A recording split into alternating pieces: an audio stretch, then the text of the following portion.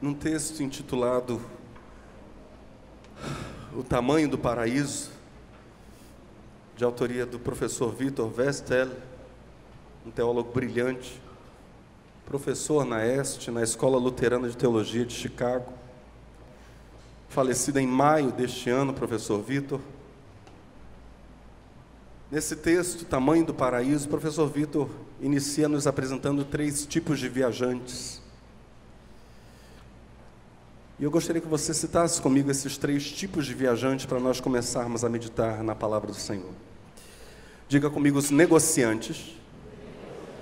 Os negociantes que outrora eram chamados de caixeiros viajantes. Diga comigo: os turistas e os peregrinos.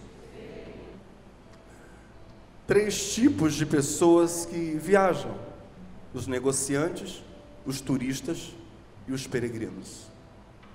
Negociantes são aqueles que consideram a viagem um meio, um desvio ou um afastamento do seu lar, da sua casa, com o único propósito de ir em busca de meios para manter esse lar. Os lugares que eles visitam só são visitados por eles por causa mesmo da utilidade que esses lugares possam ter em benefício do lar desses negociantes ou dos lares desses negociantes. Os negociantes então fazem entregas e trazem para casa o lucro dessas transações, a contrapartida a essas entregas. Já os turistas são pessoas que não enxergam a viagem tanto como um meio, mas sobretudo como um transtorno. E eu me encaixo perfeitamente nisso, porque eu não gosto de viajar. Eu gostaria de ser teletransportado para o meu destino sem ter que passar pela viagem em si. Mas os turistas enxergam a viagem sobretudo como um transtorno necessário para que se chegue ao destino. É um problema pelo qual eles têm que passar, essa tal de viagem. O destino é que é um lugar de prazer em si mesmo, não importando o que se traga de lá, como no caso dos viajantes, ou dos negociantes, digo, que querem mesmo ter algum lucro vindo dos locais que visitam. Os turistas se importam com as memórias. O lugar visitado por eles é sempre reinventado por meio de lembranças, entre elas as famosas fotografias. E os peregrinos? Eles são nossa terceira e última classe de viajantes, como eu bem disse agora a vocês. Os peregrinos são aqueles que celebram a viagem. O que conta para eles, sobretudo, é o processo que ocorre durante a jornada, as adversidades que eles superam ao longo do caminho. Eles não trazem de volta nem dinheiro, nem fotografias. O que importam não são as memórias do destino que eles vão encontrar, o destino final, mas a narrativa que fala de onde eles partiram, o que os levou a caminhar, o processo pelo qual eles foram amadurecendo e no qual houve libertação. O destino dos peregrinos, em última análise, é a própria viagem. É isso que eles encaram como destino em si. Um poeta espanhol chamado Antônio Machado, e eu peço licença para ler o trecho original dos versos que possivelmente são os versos mais famosos de Antônio Machado, um trecho de Campos de Castilha, um poema chamado Provérbios e Cantares. Não está todo o poema aqui, mas apenas um trechinho. Antônio Machado diz o seguinte, depois eu quero passar a tradução para vocês. Caminante, son tus huellas el camino y nada más. Caminante, no hay camino, se hace camino al andar. Al andar se hace el camino, y al volver la vista atrás, se ve la senda que nunca se ha de volver a pisar. Caminante, no hay camino sino estelas en la mar. Peregrino, Tuas pegadas são o caminho e nada mais. Peregrino, não há caminho, faz-se caminho ao caminhar, ao andar. Ao andar se faz o caminho, e ao olhar para trás vê-se o estreito caminho que nunca mais se há de pisar. Peregrino, não há caminho a não ser estrelas no mar.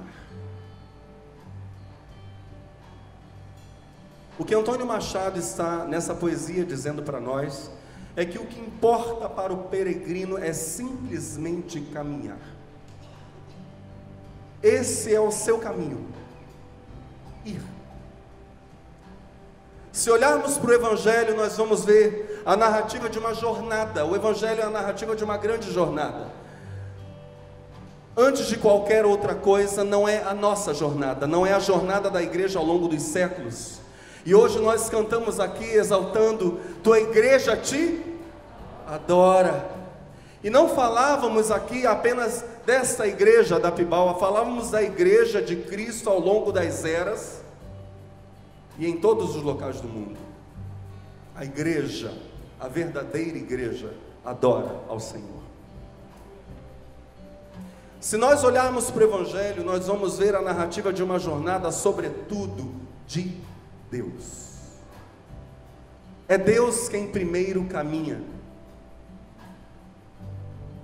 Apesar de nos Evangelhos Jesus ser mesmo comparado nas parábolas que ele mesmo enuncia, ser comparado a um negociante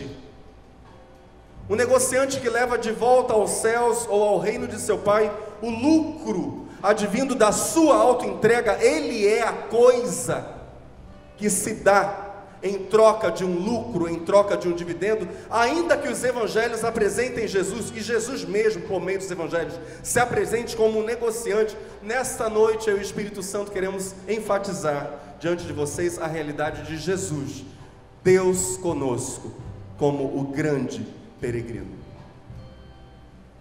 Diga comigo: o grande peregrino. Meus irmãos,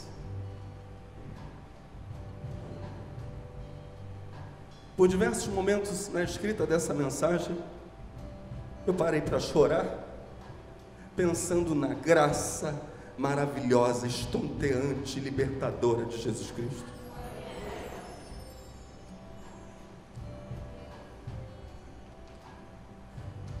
E falando dele como peregrino, temos em Jesus aquele que ama o processo singular que se dá na sua viagem. O Jesus que ama as libertações que ocorrem apesar das adversidades ao longo do caminho. O Jesus que, como peregrino, convida a todos a embarcarem na jornada, atrás dele, juntamente com ele, pisando nas suas pegadas. Se para Antônio Machado, poeta espanhol, o caminho do peregrino não é nada além de suas pegadas, é caminhando que se faz caminho, diz Antônio Machado, porque no dizer dele não há propriamente um caminho, mas apenas um ir. E nesse ato de ir é que o caminho se vai a construir. Verdade é que a Bíblia nos apresenta outra coisa. Em Jesus o que temos é alguém cujas pegadas se transformam, porque já se transformaram no nosso caminho. Nós não temos um caminho próprio a percorrer, eu não tenho uma senda a trilhar. O meu caminho são as pegadas de Jesus. Jesus para mim é o único caminho possível, não há outro caminho a seguir. Em João 14, o Senhor fala aos discípulos sobre a sua partida, e a partir do verso 3 ele afirma: depois que eu for e preparar um lugar para vocês, voltarei e os levarei comigo, para que onde eu estiver, vocês estejam também. E vocês conhecem o caminho para o lugar aonde eu vou. Então Tomé perguntou: Senhor, nós não sabemos aonde é que o Senhor vai. Como podemos saber o caminho? Jesus respondeu: eu sou o caminho.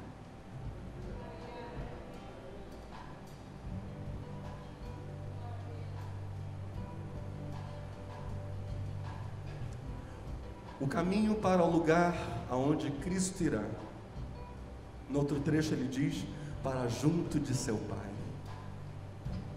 O caminho para o lugar aonde Cristo irá é Cristo mesmo. Diríamos, são suas pegadas,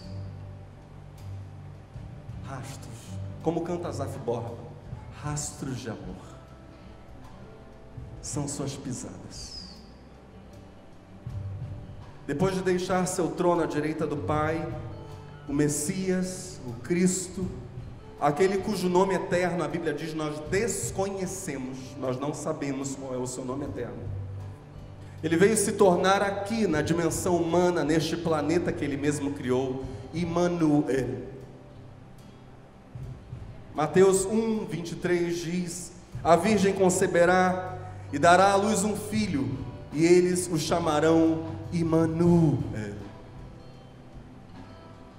que significa Deus está conosco. Por causa do recenseamento feito pelo imperador Augusto, o César Augusto, José e Maria saem de Nazaré, Nazareth, na Galileia, para Belém, Beit Lehem, Beit, casa, Lehem, pão, casa de pão na Judéia. Lucas 2, de 4 a 7, nos conta que ali na casa de pão, Beit, casa, Lehem, pão, nasceria aquele que seria mesmo o pão de Deus, como ele mesmo vai dizer, o pão de Deus vindo do céu para saciar a fome do mundo. É na casa de pão que Jesus vai nascer, a cidade de Belém, ou vilarejo de Belém. Passados 40 dias do nascimento do Senhor, José e Maria, e nós já estamos vendo a peregrinação, aquele que desce dos céus, vai no ventre de sua mãe, sai de Nazaré para Belém, para ali nascer, por causa do recenseamento. Passados 40 dias do seu nascimento, José e Maria levam o bebê ao templo em Jerusalém, para ser consagrado ao Senhor. O menino cresce em Nazaré, conhecemos a história, mas Lucas 2:41 nos conta que ele ia, diga comigo, todos os anos. Então ele cresce em Nazaré, mas Lucas 2:41 vai dizer que ele ia com seus pais todos os anos a Jerusalém para a festa da Páscoa. Ano após ano, e eu gostaria que você pensasse nessa realidade maravilhosa de graça. Ano após ano, Jesus em Jerusalém, celebrando a Páscoa juntamente com seus pais, via o Cordeiro da Páscoa sendo sacrificado. Ano após ano, Jesus comia com seus pais o pão sem fermento e as ervas amargas, sabendo que o Cordeiro Pascal o representaria, sabendo que o pão sem fermento era o seu corpo que seria entregue, sabendo que as ervas amargas, como o Espírito Santo lhe ia revelando, era um símbolo do seu sofrimento em favor da nossa salvação. Ano após ano, ano após ano, ano após ano, Jesus celebrava a libertação de seu povo da opressão do Egito, a entrada de Israel na terra prometida, mas crescendo na compreensão de que tanto ele quanto o seu povo ainda tinham passos maiores a dar, na direção de um descanso e de uma promessa muito maiores em Canaã.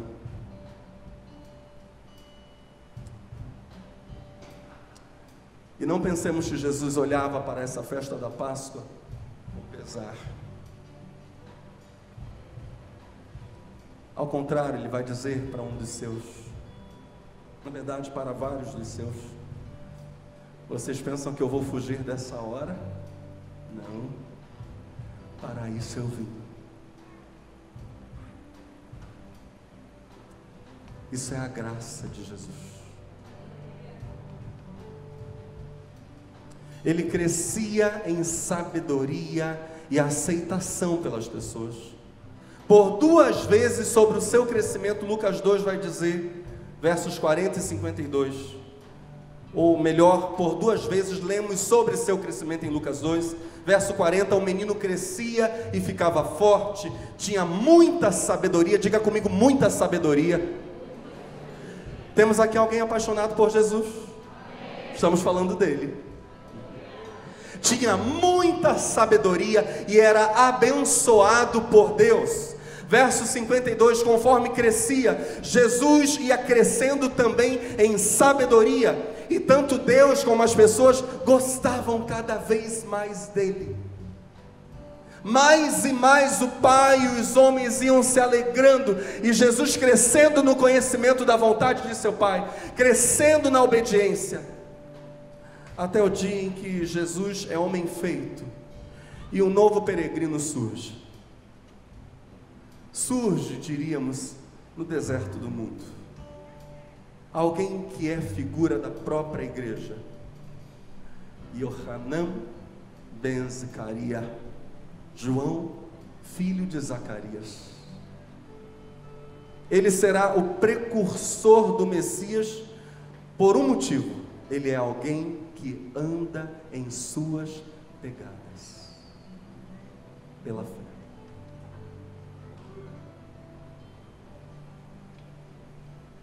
O antecede, isso é paradoxal, porque vai atrás dele. É como a igreja que fala da volta de Jesus. Temos aqui alguém que está anunciando a volta de Jesus. O Senhor vai voltar? Vai voltar para levar a sua igreja? Vai sim, Paulo diz com todas as letras que assim será. O antecede, João Batista antecede Jesus, porque vai atrás dele. É como a igreja que fala da volta de Cristo, porque vai indo atrás dele. Lucas 3 verso 1 diz: fazia 15 anos que Tibério era o imperador romano. Nesse tempo Pôncio Pilatos era o governador da Judeia, Herodes governava a Galileia, o seu irmão Filipe governava a região da Itureia e Traconites, e Lisânias era o governador de Abilene. Muita gente poderosa aqui. E Anás e Caifás eram os grandes sacerdotes ou sumos sacerdotes. Foi nesse tempo que a mensagem de Deus foi dada no deserto. Diga comigo, no deserto, a João.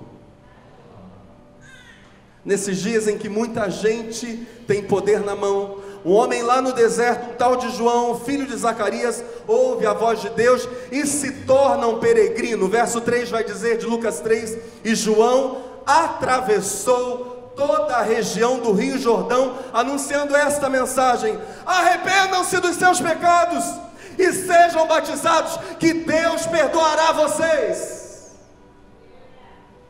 Deus perdoará, arrependam-se. Verso 4 de Lucas 3 prossegue dizendo: isso aconteceu como o profeta Isaías tinha escrito no seu livro. Alguém está gritando no deserto: preparem o caminho para o Senhor passar, abram estradas retas para Ele. E eu gostaria que você anunciasse essa poderosa restauração na mensagem de João Batista, profetizada por Isaías. Eu gostaria que você repetisse essas palavras comigo. Diga assim: todos os vales serão aterrados, todos os morros e montes serão aplanados, os caminhos tortos serão endireitados, as estradas esburacadas serão consertadas, e todos verão a salvação que Deus dá.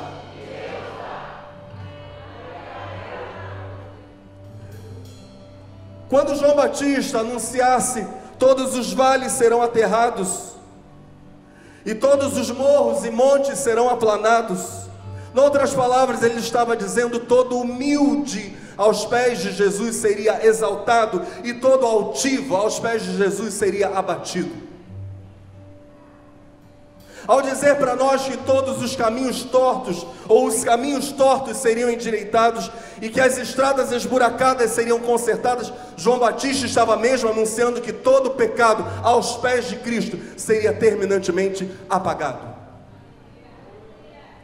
Então todos veriam a salvação que Deus dá, por meio do seu peregrino que conserta caminhos.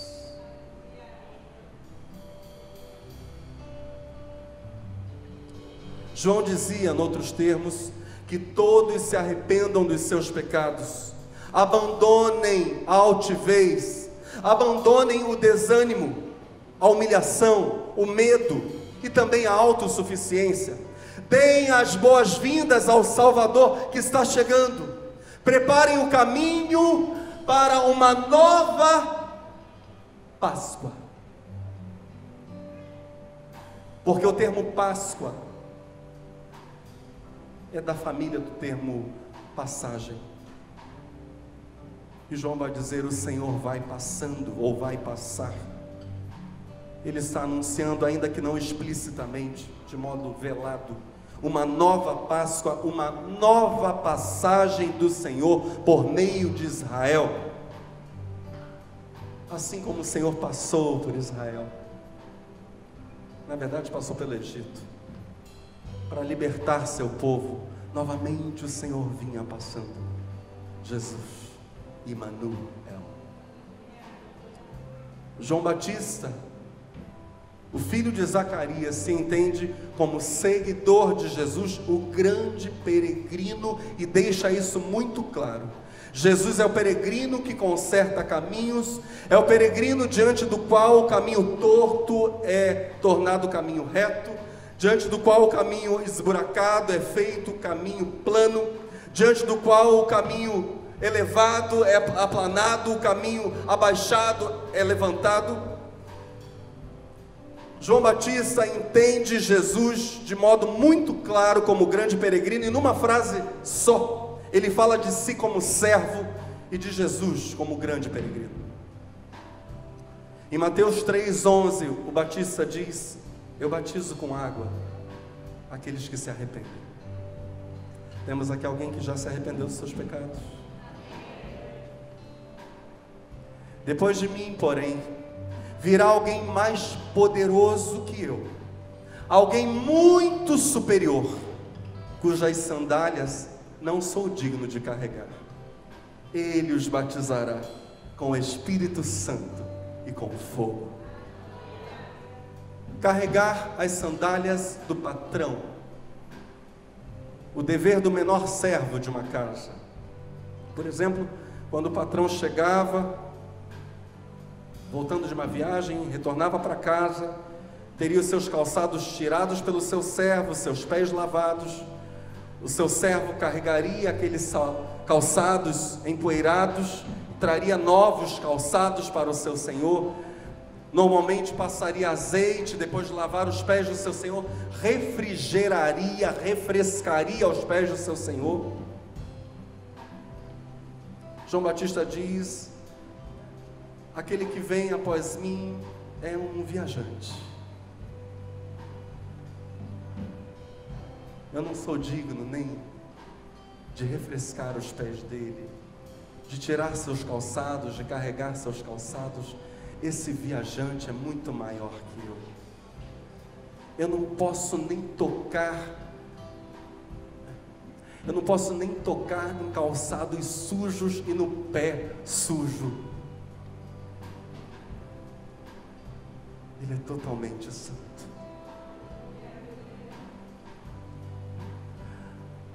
Antes de prosseguir, eu preciso dizer a vocês que cada um de nós que estamos aqui somos chamados a sempre fazer como uma mulher que lavou os pés do Senhor, sempre refrescar os pés de Jesus, porque Ele ainda é o grande peregrino, e refrescarmos os pés de outros viajantes, sendo nós também peregrinos, que pisamos nas pegadas de Jesus.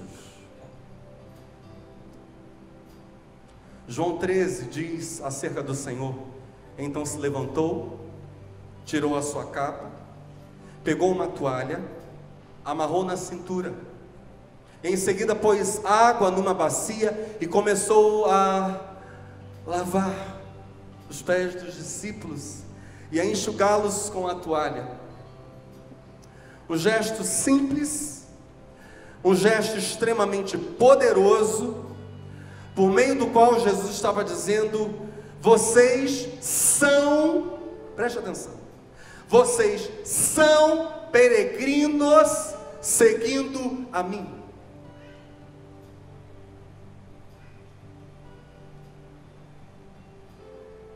Eu, como mestre, deveria ter meus pés continuamente lavados por vocês, nas minhas muitas jornadas. Mas vocês, como meus seguidores, também estão numa grande jornada. Eu gostaria que você olhasse para o seu vizinho e dissesse: estamos numa jornada.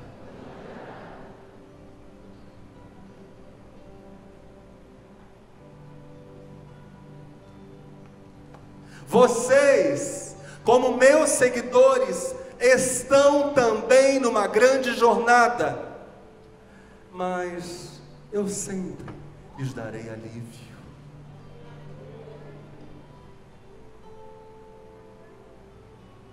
Quantos estão entendendo? Só um cuidado é necessário, dizia Jesus com aquele gesto: que aqueles que foram lavados nunca se esqueçam que são peregrinos.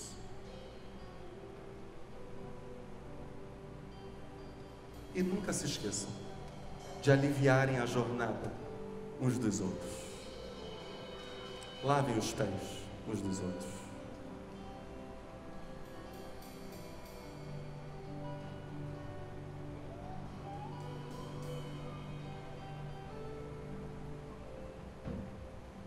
Disse-lhe Pedro: nunca me lavarás os pés? Respondeu-lhe Jesus: se eu te não lavar, não tens parte comigo. Disse-lhe Simão Pedro: Senhor, não só os pés, mas também as mãos e a cabeça. Disse-lhe Jesus: aquele que está lavado só precisa de um lembrete. Não necessita de lavar senão os pés. Ou seja, manter a compreensão, a visão de que é um perê, precisa ter isso em mente. Manter, inclusive, a disposição como peregrino de continuar a caminhar. Não parar no meio do caminho, seguir Jesus até o fim.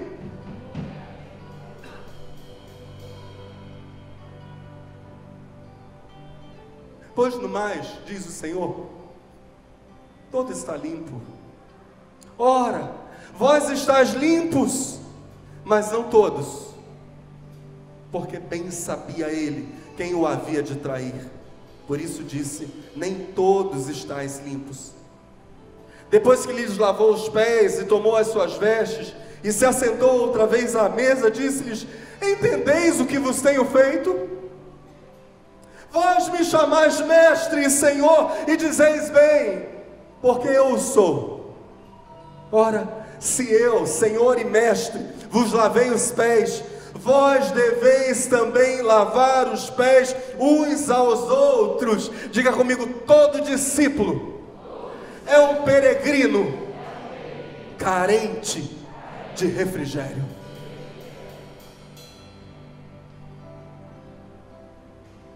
E tem que lavar os pés do outro como Jesus lavou.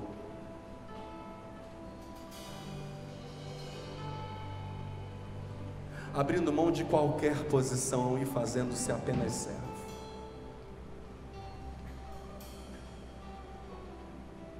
Porque eu vos dei o exemplo, para que como eu vos fiz, façais vós também. Na verdade vos digo que não é o servo maior do que o seu senhor, nem o enviado maior do que aquele que o enviou. Se sabeis essas coisas, bem-aventurados sois se as fizerdes.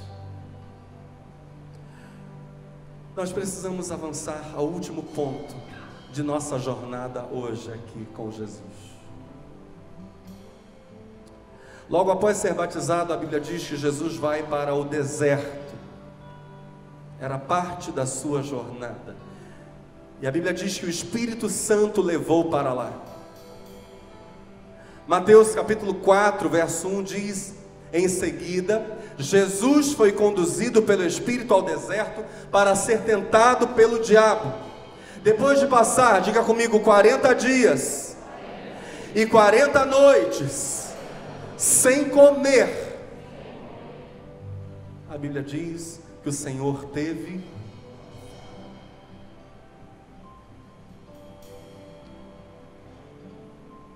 Israel também esteve no deserto.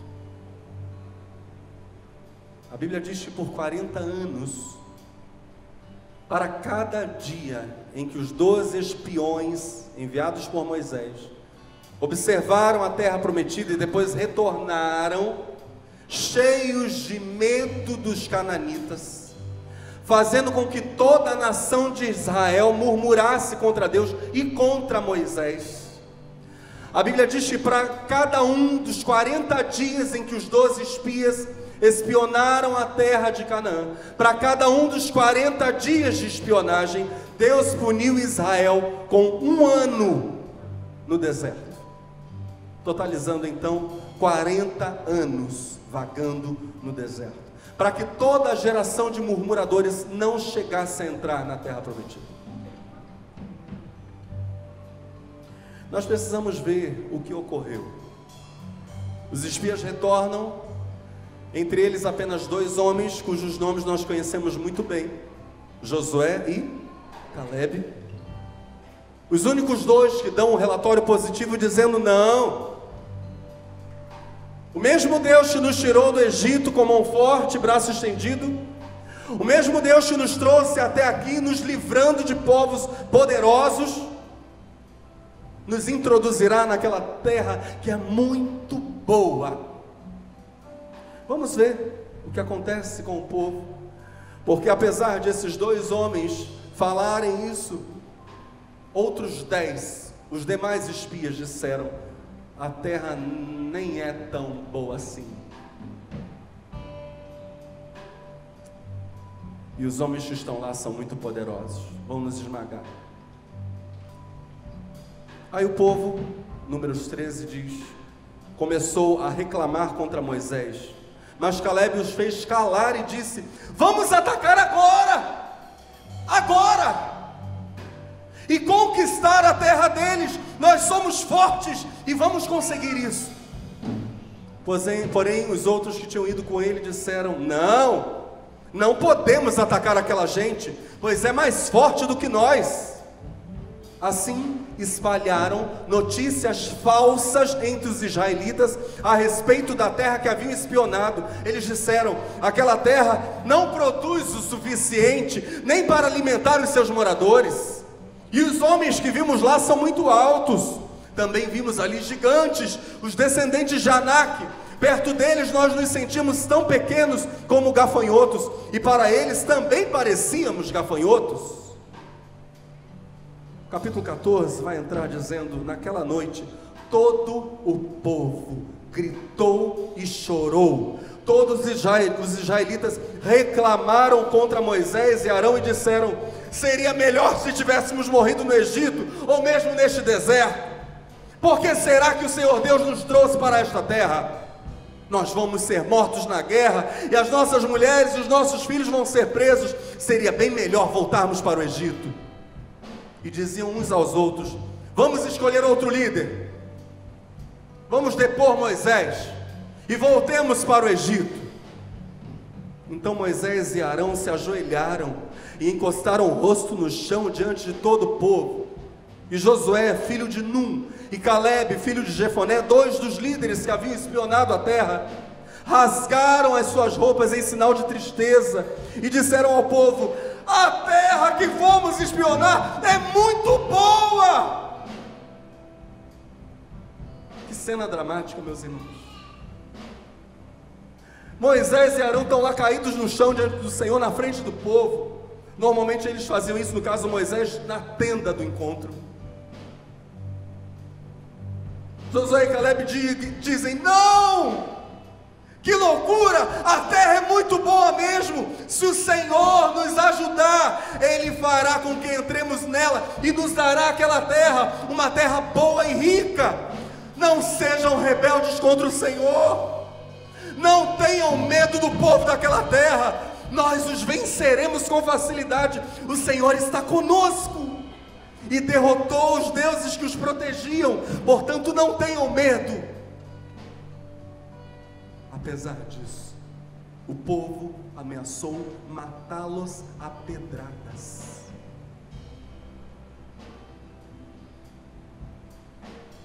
Mas de repente, todos viram a glória do Senhor.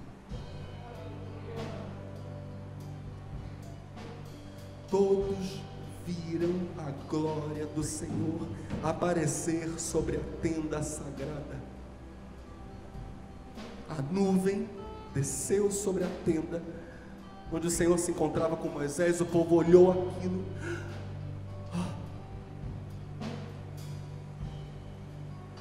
Eu vou saltar alguns versos nessa história e entrar na sentença de Deus.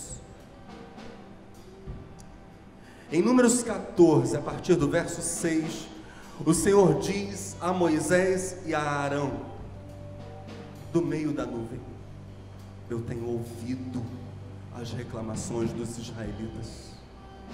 Até quando vou aguentar esse povo mau que vive reclamando contra mim? Diga a essa gente o seguinte: juro pela minha vida que darei o que vocês me pediram. Sou eu, o Senhor, quem está falando. Vocês serão mortos. Foi isso que vocês pediram. Vocês serão mortos, e os corpos de vocês serão espalhados pelo deserto. Vocês reclamaram contra mim, e por isso nenhum de vocês que tem 20 anos de idade ou mais entrará naquela terra.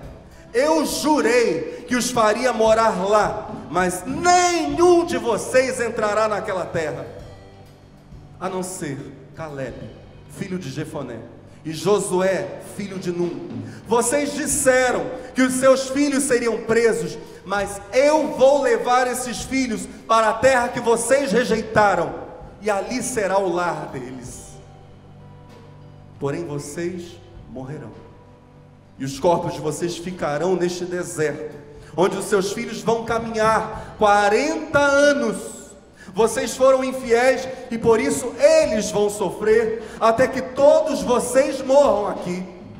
40 anos vocês vão sofrer por causa dos seus pecados, conforme os 40 dias que vocês espionaram a terra, 1 ano para cada dia. Vocês vão saber o que é ficar contra mim. É isso que vou fazer com todo este povo mau que se revoltou contra mim. Todos vocês morrerão e serão destruídos neste deserto. Eu, o Senhor, falei.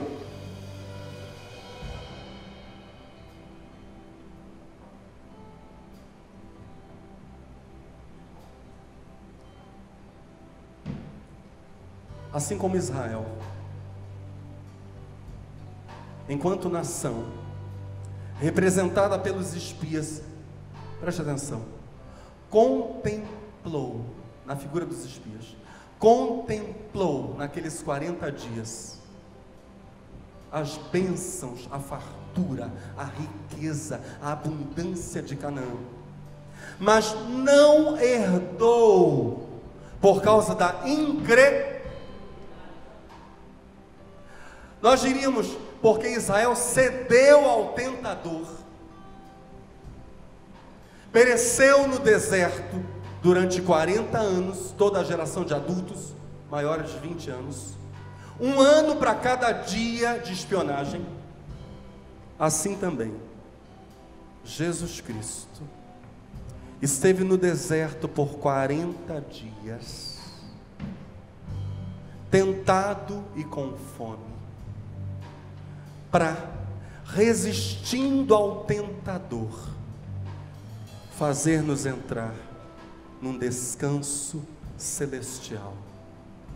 O verdadeiro descanso, não por 40 anos, não por 400 anos, o tempo inclusive que Israel ficou no Egito aproximadamente, mas por toda a eternidade. O tentador veio e lhe disse, diz Mateus 4:3, se você é o Filho de Deus,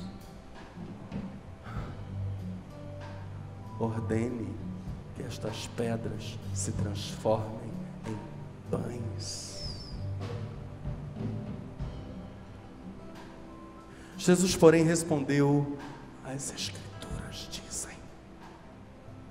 Ele estava com fome, fraco, tão fraco que a Bíblia diz que no final do jejum os anjos vêm servi-lo. As Escrituras dizem, uma pessoa não vive só de pão, mas de toda palavra que vem da boca de Deus.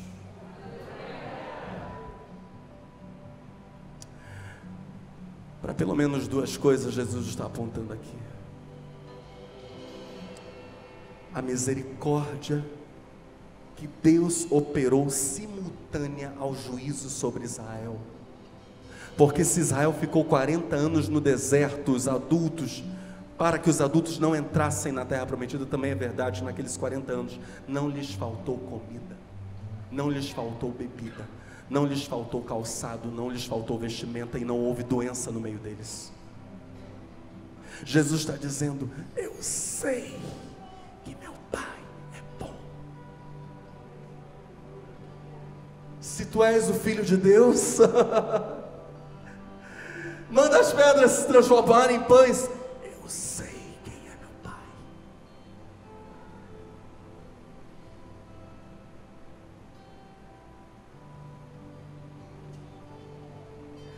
E em segundo lugar, Jesus estava dizendo, eu conheço a história de Israel, meu povo.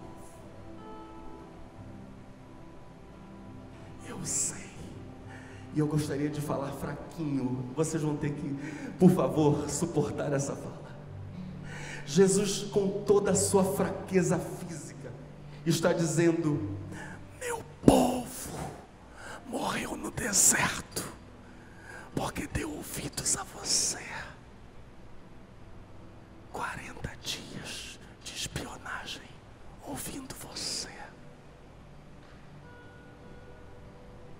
Eu ouço meu Pai.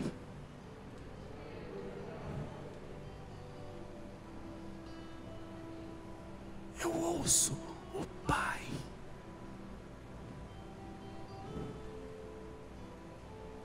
Eu vou sair desse deserto e vou salvar meu povo, ouvindo só uma palavra, a que sai da boca do Pai.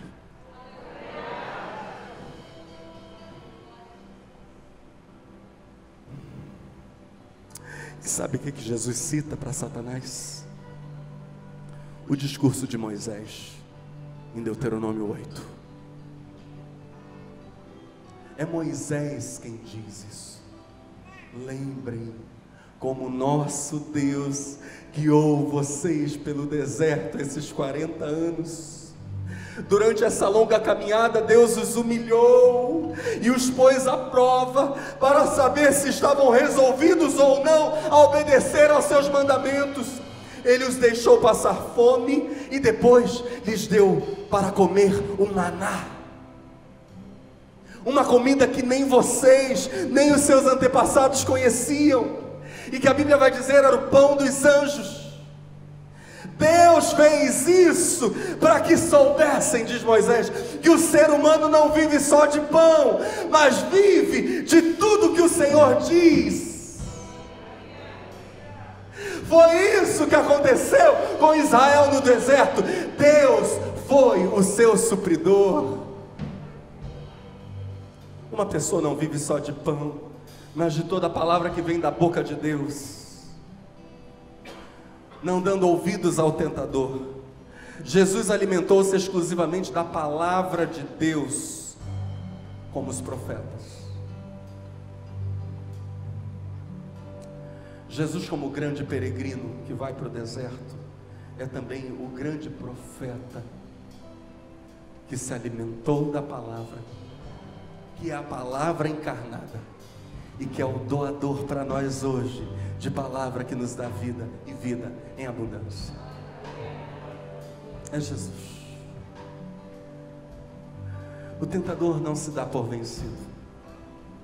Então o diabo levou a cidade santa até o ponto mais alto do templo. Lá vai o peregrino Jesus, do deserto para o ponto mais alto do... Jesus seria agora uma espécie de super sacerdote, porque o tentador vai dizer para ele: se és o Filho de Deus, salta daqui, pois as Escrituras dizem: Ele ordenará a seus anjos que o protejam, eles o sustentarão com as mãos para que não machuque o pé em alguma pedra. Jesus respondeu: as Escrituras também dizem: não ponha à prova o Senhor, seu Deus. E novamente Jesus cita Moisés e Israel no deserto. Jesus está mesmo sendo o que Israel não foi,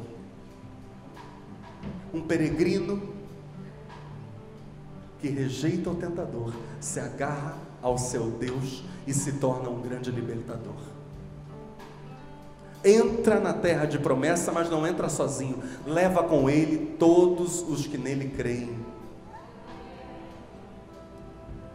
Jesus cita Êxodo 17, por ordem do Senhor, toda a comunidade de Israel partiu do deserto de Zim e andou de um lugar para o outro. Por fim, acamparam em Refidim, mas ali não havia água para beberem. Mais uma vez o povo se queixou de Moisés e exigiu: dê-nos água para beber. Moisés retrucou: por que brigam comigo? Por que põem o Senhor à prova? Afligido pela sede, o povo continuou a se queixar de Moisés: por que você nos tirou do Egito? Quer matar de sede a nós, nossos filhos e nossos animais? Então Moisés clamou ao Senhor: o que devo fazer com este povo? Estão a ponto de me apedrejar. E chamou o nome daquele lugar Massá. Massá é teste ou prova. E Meribá, que é a contenda, por causa da contenda dos filhos de Israel, e porque tentaram ao Senhor dizendo: está o Senhor no meio de nós ou não?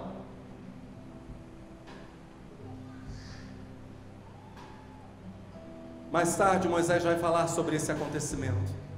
Em Deuteronômio 6 ele vai dizer: não ponham, e agora ele fala categoricamente: não ponham à prova o Senhor seu Deus, como puseram à prova em Massá. Obedeçam cuidadosamente a todos os mandamentos e leis que Ele lhes deu. Façam aquilo que Deus acha bom e reto e certo. Não façam o que vocês querem fazer. Não façam isso. Não usem o pretexto de que Deus está no meio de vocês para que Deus se transforme no servo e vocês em deuses. Não façam isso. Não ponham o Senhor à prova. Façam aquilo, vamos dizer juntos: façam aquilo que Deus acha bom e certo. E aí Moisés vai dizer: e assim tudo correrá bem para vocês, e vocês entrarão e tomarão posse da boa terra que o Senhor jurou dar aos nossos antepassados. Muitos dizem que essa tentação de Jesus se lançar do alto do templo, do ponto mais alto do templo, do pináculo do templo, seria mesmo para que Jesus desse uma espécie de show, mostrasse alguns superpoderes, um Jesus esvoaçante, que fosse amparado por anjos e pousasse em Jerusalém. Não era esse tipo de erguimento que Jesus esperava. ele seria erguido e chamaria muita atenção, sendo uma oferta perfeita no alto da cruz.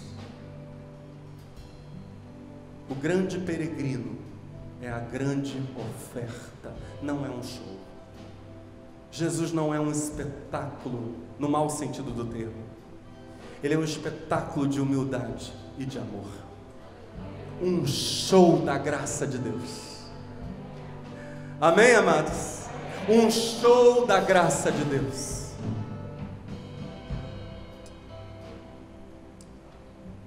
A última tentação ao peregrino. Depois de ele passar pelo deserto, passar pelo alto do monte, ou do templo, digo, ele irá para o alto do monte. Em seguida o diabo levou até um monte muito alto, e lhe mostrou todos os reinos do mundo e sua glória.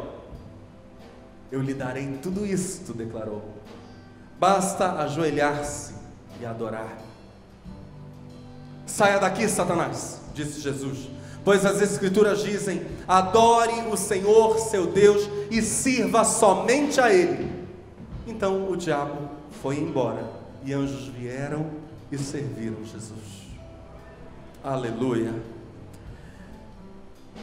Jesus cita novamente Moisés, e num contexto em que um grande soberano é apresentado. Moisés, já nos seus últimos discursos a Israel, Deuteronômio capítulo 10, vai dizer: o Senhor, o seu Deus, é o Deus dos deuses e o soberano dos soberanos. O Senhor é o grande rei. Em outras palavras, Moisés está dizendo isso. O Senhor é o soberano dos soberanos. O grande Deus poderoso e temível, que não age com parcialidade nem aceita suborno. Ele defende a causa do órfão e da viúva, e ama o estrangeiro, dando-lhe alimento e roupa. Amem os estrangeiros, pois vocês mesmos foram estrangeiros no Egito. Temam o Senhor, o seu Deus, e sirvam-no. Apeguem-se a Ele. Eu gostaria que você ficasse de pé no seu lugar agora. Apeguem-se a Ele e façam os seus juramentos somente em nome dEle. E nós vamos agora nos colocar nessa fala de Moisés, que será citada por Jesus. Vamos dizer juntos: seja Ele o motivo do nosso louvor, pois Ele é o nosso Deus, que por nós fez grandes e terríveis maravilhas, que nós temos visto com os nossos próprios olhos. E eu gostaria que você ouvisse o verso 22 de Deuteronômio 10, quando Moisés diz: os seus antepassados que desceram ao Egito eram 70 ao todo, mas agora o Senhor, o seu Deus, os tornou tão numerosos quanto as estrelas do céu. Ou seja, Deus multiplicou seus domínios, seu reino, seu povo, estabeleceu seu reino do seu modo, do seu jeito. E Moisés vai dizer, noutra versão, o que Jesus vai citar: temam o Senhor e sirvam.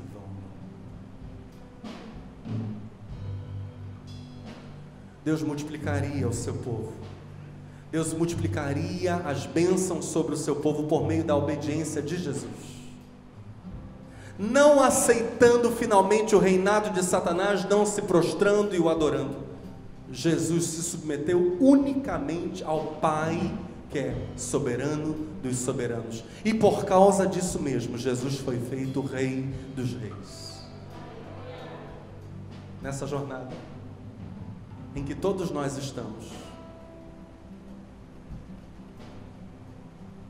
lavemos os pés do Senhor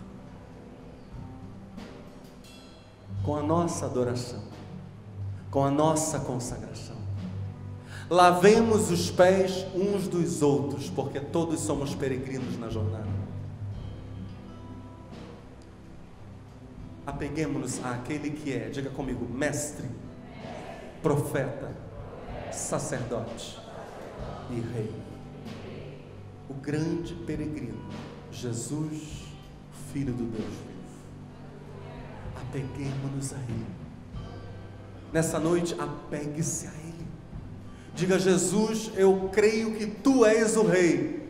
Jesus, eu creio que a palavra que eu necessito sai da Tua boca. Tu és o grande profeta. Jesus, eu creio que o perdão dos meus pecados vem de Ti. Tu és o grande sacerdote e a grande oferta. Jesus, Tu que estás passeando aqui no nosso meio, como grande peregrino que Tu és, aquele que passeia no meio da igreja. Jesus, entra aqui, eu abro a porta, pode entrar. Aqui, não seja peregrino, aqui a casa é sua, Jesus. A casa é sua.